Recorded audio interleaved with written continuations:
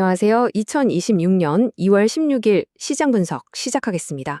주말 사이 비트코인이 의미 있는 반등을 보여줬는데요. 오늘은 이 움직임의 배경과 시장의 큰 흐름을 바꿀 수 있는 아주 중요한 소식에 대해 깊이 있게 분석해 보겠습니다. 자, 오늘 살펴볼 내용입니다. 먼저 현재 시장의 묘모한 분위기를 짚어보고 주요 자산들의 가격 움직임을 확인하겠습니다. 그리고 이번 반등의 핵심 동력이 된 기관 투자 소식을 집중적으로 다룬 뒤에 기술적 분석과 그에 따른 투자 전략까지 순서대로 알아보겠습니다. 그럼 첫 번째, 현재의 시장 분위기부터 바로 들어가 보죠. 한마디로 반등 속의 공포라고 요약할 수 있겠습니다. 가격은 올랐는데 투자 심리는 여전히 차갑게 식어 있는 그런 아이러니한 상황입니다.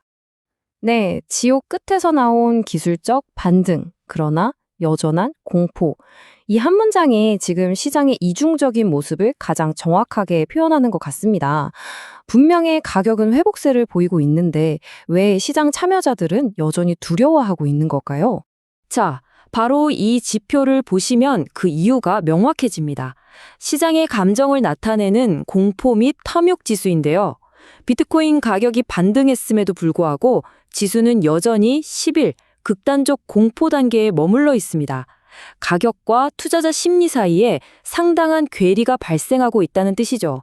그렇다면 우리가 던져야 할 질문은 이겁니다. 이번 반등 과연 진짜 회복의 시작일까요? 아니면 그저 낙폭 과대에 따른 일시적인 기술적 반등, 이른바 데드캣 바운스에 불과할까요? 혹은 하락에 베팅했던 숏 포지션을 청산시키면서 나타난 숏 스퀴즈 현상일 수도 있습니다. 이런 복잡한 시장 분위기 속에서 핵심 자산들의 실제 가격 움직임은 어땠는지 숫자로 직접 확인해 보겠습니다.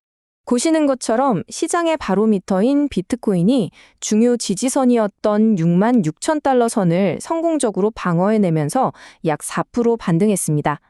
그리고 솔라나 역시 79달러 부근에서 강한 매수세가 유입되면서 86달러 선까지 빠르게 회복하는 좋은 모습을 보여줬습니다. 그런데 말이죠. 이런 가격 반등 뒤에는 아주 강력한 시장의 분위기 자체를 바꿀 만한 촉매제가 있었습니다. 바로 기관 투자와 관련된 매우 중요한 뉴스입니다. 네, 핵심은 바로 이겁니다. 국내 최대 금융그룹 중 하나인 미래에셋이 국내 암호화폐 거래소 코빗의 인수를 공식적으로 확정했다는 소식입니다. 구체적인 내용을 좀 들여다보면요. 미래에셋 컨설팅이 NXC와 SK스퀘어가 보유하고 있던 지분을 인수해서 총 92.06%의 지분을 확보하게 됩니다. 이건 사실상 코빗이라는 회사를 완전히 인수하는 경영권을 가져오는 딜이라고 봐야겠죠. 이게 왜 중요하냐면요. 단순한 지분 투자가 아닙니다. 거래소의 경영권을 직접 인수했다는 점이 핵심입니다. 시장은 이 사건을 국내 제도권의 거대 자본이 암호화폐 시장으로 들어오는 본격적인 신호탄으로 받아들이고 있고 이것이 매우 강력한 호재로 작용하고 있는 겁니다. 그리고 이런 기관들의 움직임은 비단 한국만의 이야기가 아닙니다. 글로벌 시장에서도 마찬가지 흐름이 포착됐는데요. 지난주 초반에 자금 유출 우려가 있었음에도 불구하고 비트코인 현물 ETF는 결국 1억 6,700만 달러의 순유입으로 마감했습니다. 이건 블랙록 같은 거대 기관들이 이번 하락을 탈출이 아닌 저가 매수의 기회로 활용했다는 명백한 증거입니다. 자, 이렇게 굵직한 호재가 나온 상황에서 이제 차트를 보면서 기술적으로 어떤 가격대들을 우리가 눈여겨봐야 할지 짚어보겠습니다. 먼저 방어선입니다. 66,000달러. 이번 하락 구간에서 이 가격대를 확실하게 지켜냈다는 점이 확인됐습니다. 단기적으로는 이 라인이 무너지지 않는 것이 굉장히 중요합니다. 그럼 위쪽으로는 어딜 봐야 할까요? 첫 번째 관문은 바로 7만 달러입니다.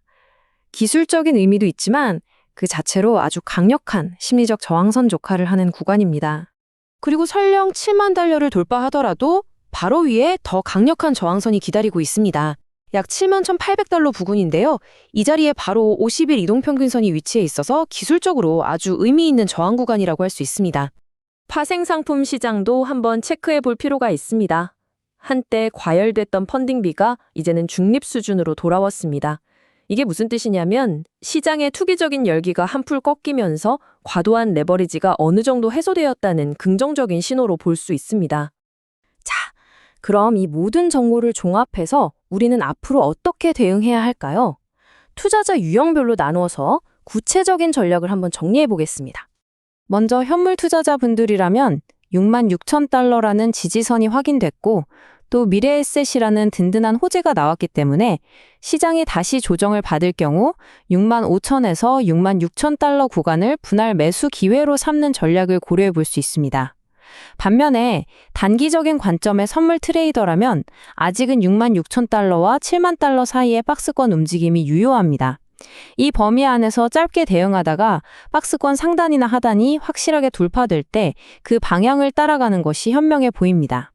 그래서 저희는 이런 분석대를 종합해서 시장에 대한 등급을 기존의 매도에서 중립으로 한 단계 상향 조정합니다. 66,000달러 선의 방어 성공과 기관 투자라는 호재가 추가 하락의 가능성을 크게 낮췄기 때문입니다. 하지만 아직 완전한 상승 추세로 돌아섰다고 확신하기는 이릅니다. 그러기 위해서는 핵심 저항선인 7만 달러 위로 가격이 확실하게 안착하는 것을 반드시 확인해야 합니다. 결국 마지막 질문은 이것일 겁니다. 미래에셋 같은 거대 기관들이 움직이기 시작한 지금 우리는 드디어 시장의 진짜 바닥을 보고 있는 걸까요?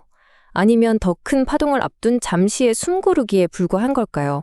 앞으로 시장이 보여줄 움직임에 그 답이 있을 겁니다.